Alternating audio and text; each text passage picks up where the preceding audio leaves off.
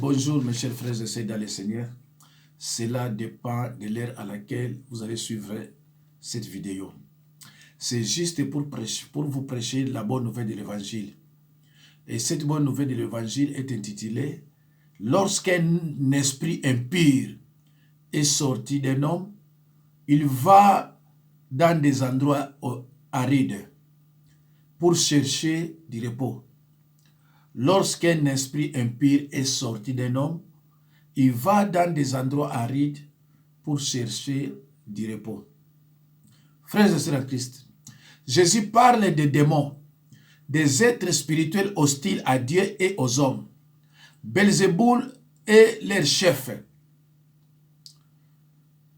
C'est ce qui est sous-entendu dans l'accusation selon laquelle Jésus-Christ avait un démon. Marc 3, 22, Jean 10, 20, Luc 11, 15. Les évangiles contiennent de nombreuses références à des personnes possédées par des démons. Cette possession a différents effets.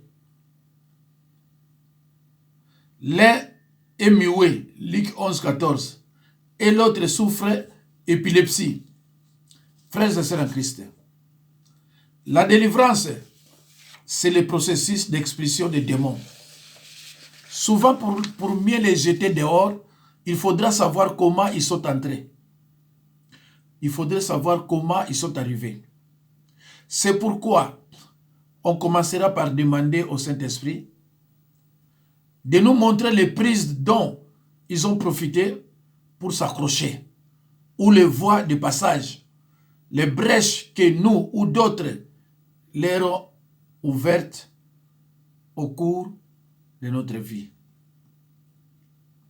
Mes chers frères et sœurs dans le Seigneur, ici nous sommes dans les combats spirituels.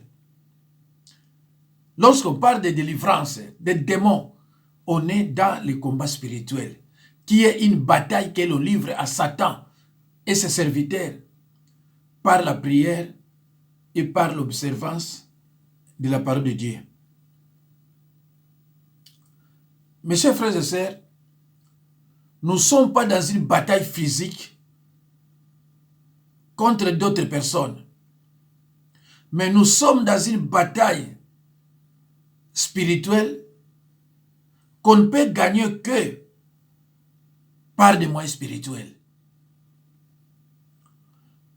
Mes chers frères et sœurs, nous ne sommes pas dans une bataille physique contre d'autres personnes, mais nous sommes dans une bataille spirituelle qu'on ne peut gagner que par des moyens spirituels.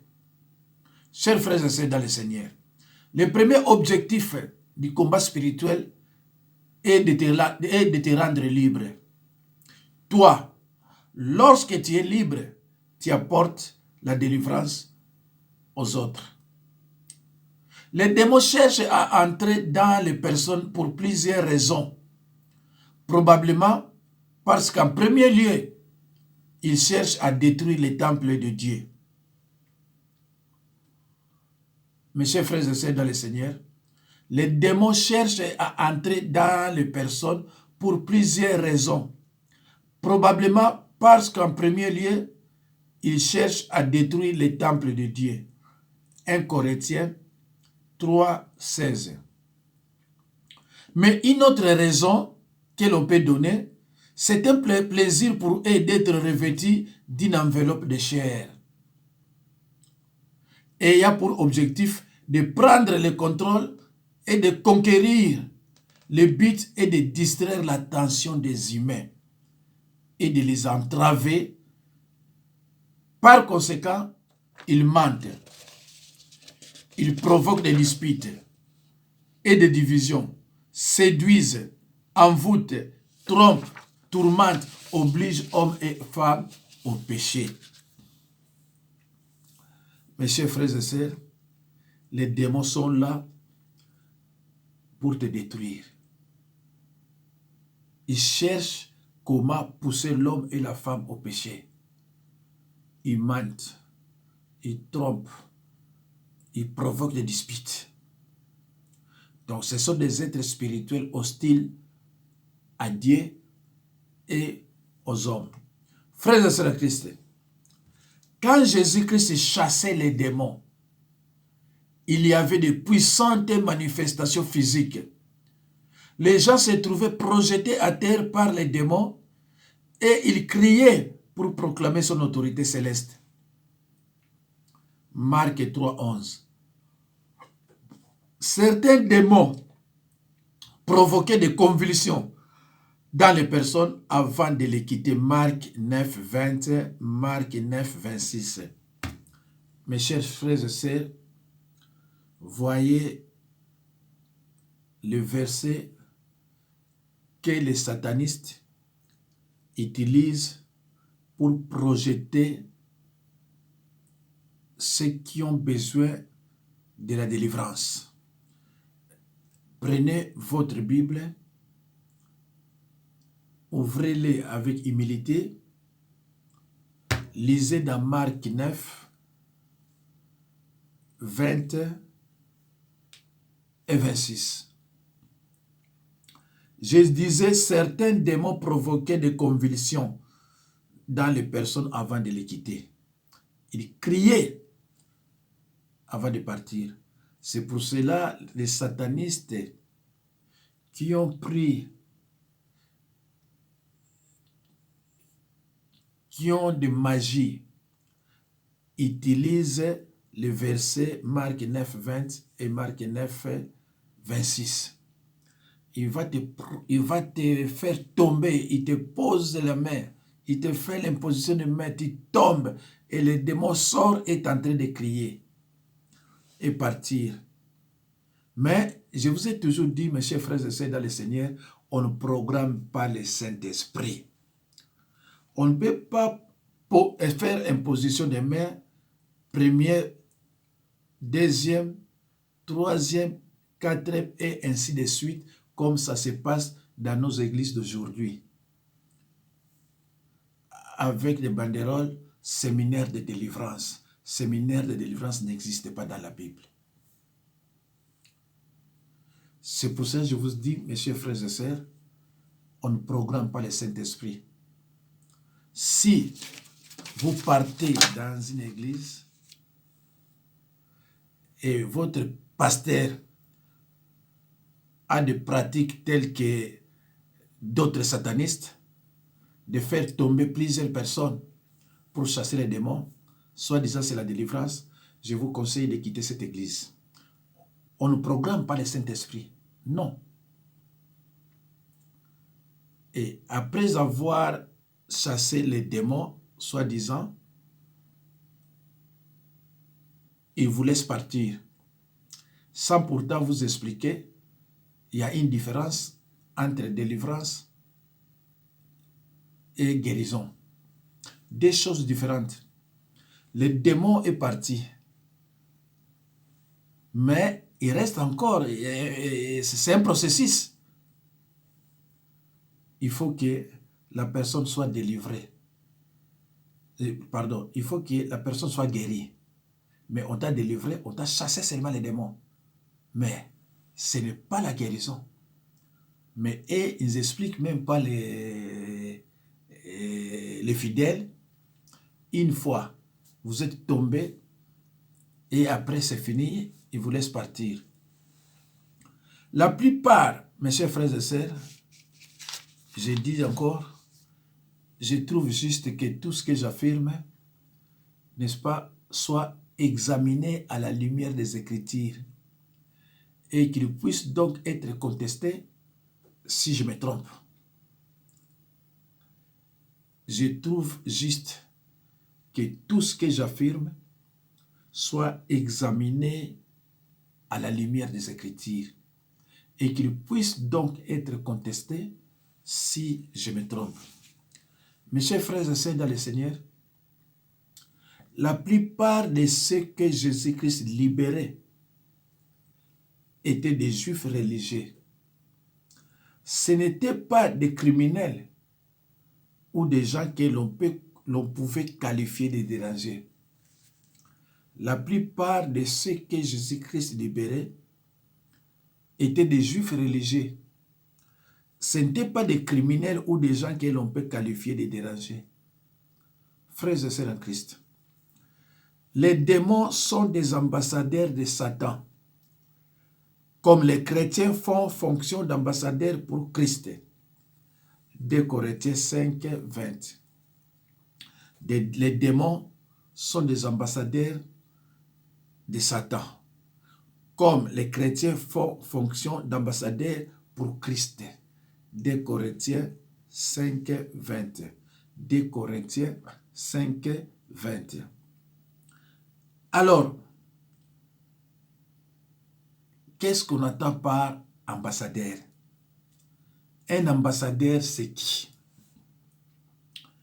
Un ambassadeur, c'est quelqu'un qui est dans un pays étranger, mais représente le pays d'où il vient au sein de ce pays étranger.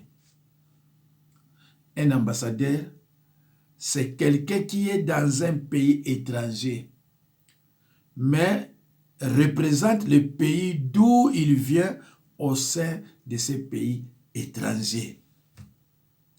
Une fois terminé sa mission, il rentre dans son pays d'origine.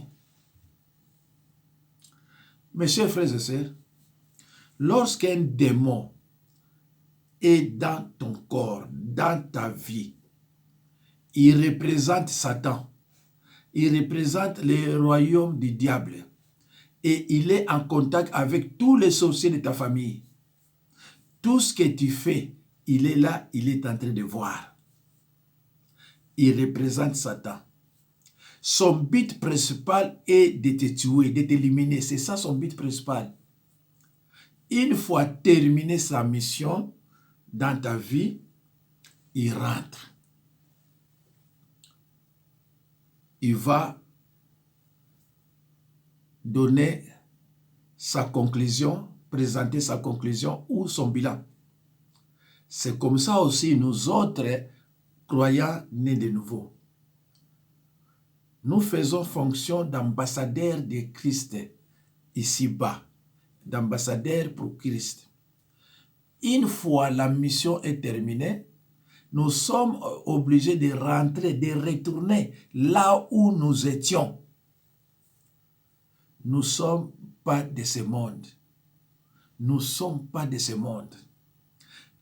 L'ambassadeur, un ambassadeur congolais en France, une fois terminé sa mission, il doit impérativement retourner à la République démocratique du Congo. C'est comme ça aussi nous autres. Nous ne sommes pas du monde, nous ne sommes pas de ce monde. C'est pour cela que le monde nous hait. C'est pour cela que nous sommes haïs. Il faut, mes chers frères et sœurs, de considérer ce verset de 2 Corinthiens 5, 20. Frères et sœurs en Christ, le conflit avec les diables exige une consécration totale du disciple à la cause du Christ. Le Seigneur illustre ensuite cette déclaration par une parabole à laquelle dont le titre est « Le retour de l'esprit impur ». Mes chers frères et sœurs, dans le Seigneur, ouvrez, n'est-ce pas, vos Bibles partout où vous êtes. Nous allons lire dans l'évangile de Matthieu 12, 43 à 45. 43, j'ai lu au nom de Jésus-Christ. Lorsque l'esprit impur est sorti d'un homme, il traversait des lieux arides, cherchant du repos et il n'en trouvait pas. Soki molimo mabe etiki nzoto ya moto, ekendeke kotelengana na esobe, pona koluka esika ya kopema. Soki ezwi esika ya kopema te. Lorsque l'esprit impur est sorti d'un homme, il traverse des lieux arides, cherchant du repos et il n'en trouve pas. 44. Alors il dit, je retournerai dans ma maison d'où je suis sorti. Et quand il arrive, il la trouve vide, balayée et ornée. Emilobaka nakozongela moto oyo natikaki. Ye azali lokola ndako nanga.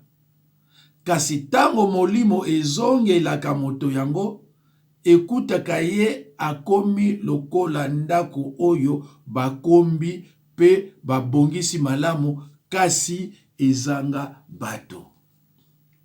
Je retournerai dans ma maison d'où je suis sorti. Et quand il arrive, il la trouve vide, balayée et ornée. 45. Il s'en va et prend avec lui 7 autres esprits plus mauvais que lui. Ils entrent dans la maison, s'y établissent, et la dernière condition de cet homme est pire que la première. Et il en sera de même pour cette génération mauvaise. Bongo ekendeke kozwa milimo sambo mosusu oyo eleki yango na mabe. Pe yango nyonso eyaka nzela moko kofanda na nzoto ya moto. Eyaka kovanda na nzoto ya moto wana. Boye suka na ye ekomaka mabe mingi koleka ya liboso. Ekozala ndenge moko pona bino bato ya mabe. Frères et sœurs en Christ, on nous présente ici un esprit mauvais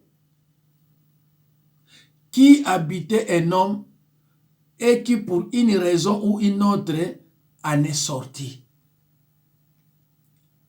Cet esprit se met alors à parcourir des lieux arides, cherchant un endroit pour se reposer. Mes chers frères et sœurs, lisons en Ésaïe 57, 20 à 21. Mais les méchants, j'ai lu au nom de Jésus-Christ, mais les méchants sont comme la mer agitée, qui ne peut se calmer, et dont les eaux soulèvent la vase et les limons. Kasi bato ya mobulu, bazali lokola ebale monene, oyo etomboki, pe ekoki kofanda kimia te. Ezali kopanza bosoto ya ndenge nyonso bipai na bipai. 21. Il n'y a point de paix pour les méchants, dit mon Dieu. Nzambe nanga alobi. Boboto wana ezali po na bato ya mobulu te. Ceci est vrai autant pour les êtres humains que pour les esprits. Un esprit impur est essentiellement un esprit en tourment. Il désire la quiétude, mais il n'arrive pas à rester tranquille. C'est pourquoi on les voit errer par des lieux secs, dans l'espoir de retrouver une place où il pourra enfin se reposer. Voyez-vous, même si les mauvais esprits n'aiment pas l'agitation, et ils se voient forcés de vivre dans cet état.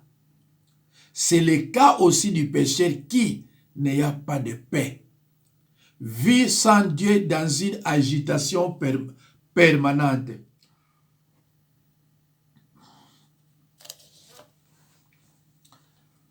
Alors, que représentent les lieux arides? En l'absence d'eau, la vie n'est pas possible. En l'absence d'eau, la vie n'est pas possible. Un lieu aride est donc un endroit dépourvu de vie. Du point de vue spirituel, là où le mal règne, il y a la mort. Que représente les lieux arides? En l'absence d'eau, la vie n'est pas possible. Un lieu aride est donc un endroit dépourvu de vie.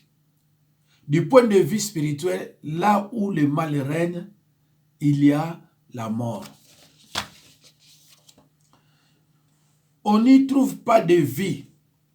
La vie n'apparaît qu'en présence de la justice.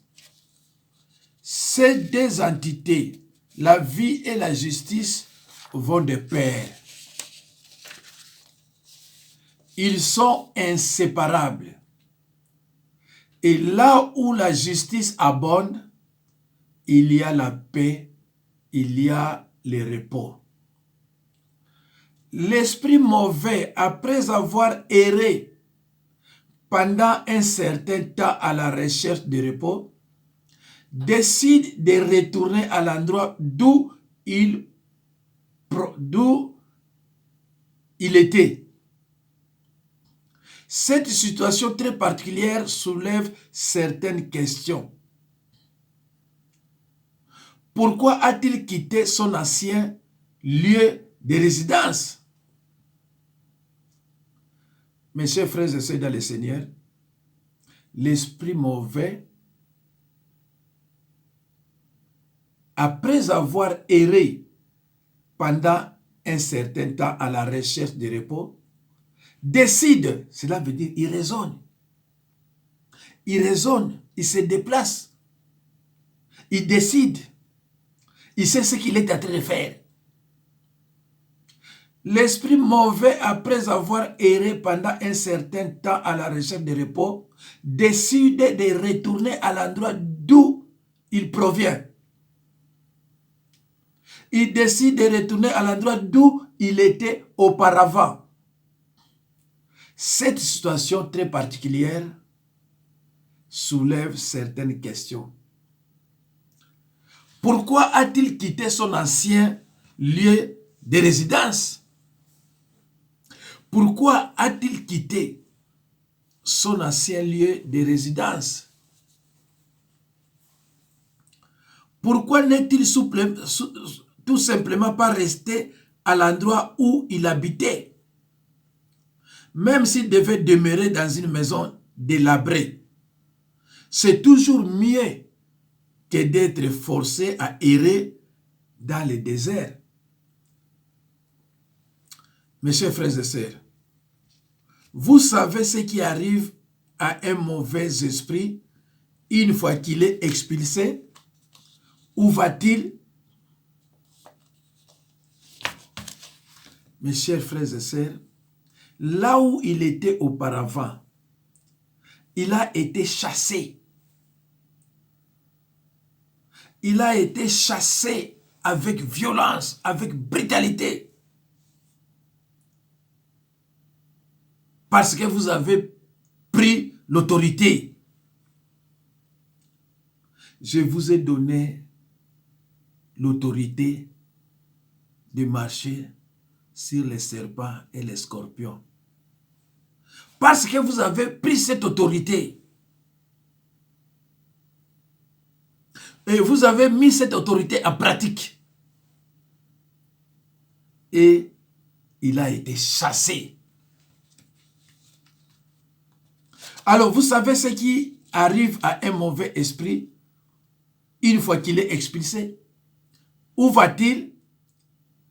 Il va par des lieux arides, cherchant du repos. Frères et sœurs en Christ, il n'y a aucun esprit impur qui fait le choix de quitter librement un démoniaque. Un possédé, c'est un démoniaque. Il n'y a aucun esprit impur qui fait le choix de quitter librement un démoniaque. Parce que il n'y a aucun esprit impur qui fait le choix de quitter librement un possédé. Le démon doit être expulsé. Il ne s'en va pas de lui-même. Il ne part pas de lui-même. D'ailleurs, Jésus-Christ a dit, certains démons ne sortiront que par les jeûnes et par la prière. Quelqu'un jeûnait, il priait, il a pris l'autorité sur les démons. Le démon a été expulsé. Alors, il va par des lieux arides, cherchant du repos. C'est par l'Esprit de Dieu que je chasse les mauvais esprits, dit Jésus. C'est par l'Esprit de Dieu que je chasse les mauvais esprits, dit Jésus. Matthieu 12, 28, Marc 9, 38. La personne possédée n'a pas la capacité de se libérer par elle-même de la prise de l'esprit malfaisant. La personne possédée n'a pas la capacité de se libérer par elle-même de l'emprise de l'esprit malfaisant. Mes chers frères et sœurs, l'Esprit du Seigneur est sur moi parce qu'il m'a oint pour annoncer une bonne nouvelle aux pauvres. Il m'a envoyé pour guérir ceux qui ont le cœur brisé, proclamer aux captifs la délivrance et aux aveugles le recouvrement de la vie. Luc 4, 18. Mes chers frères et sœurs dans le Seigneur, je trouve juste que tout ce que je déclare, je trouve juste que tout ce que j'affirme soit examiné à la lumière des Écritures et qu'il puisse donc contester si je me trompe. Mes chers frères et sœurs, dans l'Esprit dit clairement que dans les derniers temps, certains abandonneront la foi pour suivre les esprits trompeurs et les enseignements inspirés par des démons. Ils se laisseront égarer par des gens hypocrites et menteurs, dit la Bible. 1 Timothée 4, 1. Mes chers frères et sœurs dans le Seigneur, les Écritures annoncent clairement que le peuple de Dieu souffrira et sera amené en captivité s'il persiste dans l'ignorance et dans le péché. Osée 4, 6 dit, « Mon peuple est détruit parce qu'il lui manque la connaissance. » Mes chers frères et sœurs dans le Seigneur, ce verset biblique ne dit pas que mon peuple est détruit à cause des sorciers et satanistes, mais uniquement par manque de connaissances. Je retournerai dans ma maison. Nous devons reconnaître que les forces impliquées dans le combat spirituel contre Satan sont bien au-dessus de celles d'un être humain. Il n'y a pas de comparaison possible. Mes chers frères et sœurs dans le Seigneur, nous devons reconnaître que les forces impliquées dans les combats spirituels contre Satan sont bien au-dessus de celles d'un être humain. Il n'y a pas de comparaison possible. Jésus décrit Satan comme étant un homme fort, puissamment armé, qui exerce une grande emprise sur les hommes. Mes chers frères et sœurs, dans le Seigneur, je retournerai dans ma maison. Nous devons reconnaître que les forces impliquées dans les combats spirituels contre Satan sont bien au-dessus de celles d'un être humain. Il n'y a pas de comparaison possible. Jésus décrit Satan comme étant un homme fort, puissamment armé, qui exerce une grande emprise sur les hommes. Comment pouvons-nous nous libérer de son influence? Jésus nous enseigne dans l'évangile de Matthieu 12, 29. Comment quelqu'un peut-il entrer? Matthieu 12, 29. Comment quelqu'un peut-il entrer dans la maison d'un homme fort et piller ses biens sans avoir auparavant lié cet homme fort?